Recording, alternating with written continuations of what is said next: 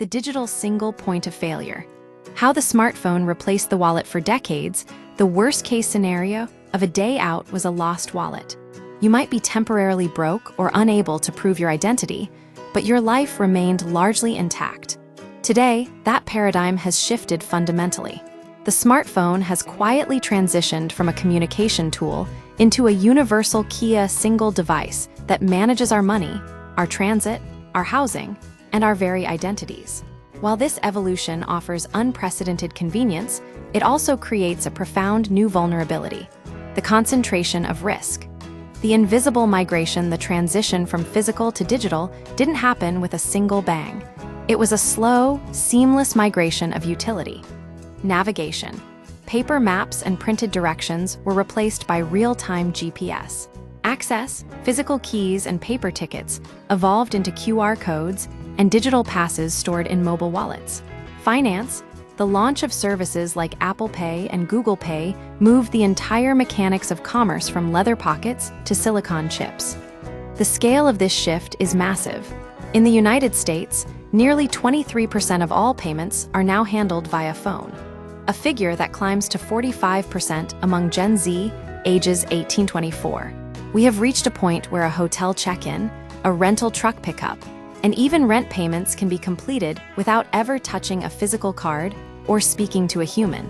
The paradox of security versus vulnerability on a technical level. Digital wallets are often more secure than physical ones. Through tokenization, mobile payments never share your actual credit card number with a merchant, and biometric locks, Face ID fingerprints, are harder to steal than a plastic card.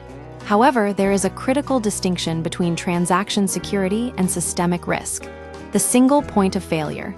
In the past, your assets were distributed. If you lost a movie ticket, it was a minor inconvenience. If you lost a credit card, you still had cash. Today, losing your phone means losing access to your bank, your email, your navigation, and your digital ID simultaneously. The recovery loop.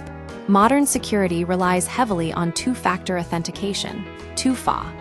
If your phone is stolen, the very device you need to verify your identity and regain access to your accounts is the one that is missing. The value of the target. As our entire lives migrate to a single device, the incentive for theft increases. In 2024, Americans lost over $16 billion to internet-related crimes. A stolen phone is no longer just a lost piece of hardware. It is a gateway to a person's entire digital existence. Beyond the phone, the era of biometrics, we are already moving toward a post-phone world where even the device disappears. At modern venues, technology like facial recognition and palm scanning, such as Amazon One, allows users to move through the world without ever pulling out a phone or a card.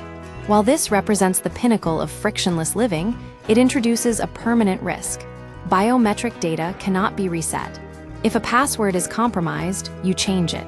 If your facial geometry or fingerprint data is breached, your identity is permanently at risk. Furthermore, there is a psychological cost to this frictionlessness. When transactions become invisible, walking into a store, picking up an item, and simply walking out, the conscious decision to spend money disappears. We risk losing the mental pause that keeps our financial habits in check. Conclusion: we have traded the clutter of the physical wallet for the streamlined efficiency of the smartphone, gaining immense speed at the cost of extreme centralization. We are living in an era where convenience is absolute, but our digital autonomy rests entirely on a single, fragile device.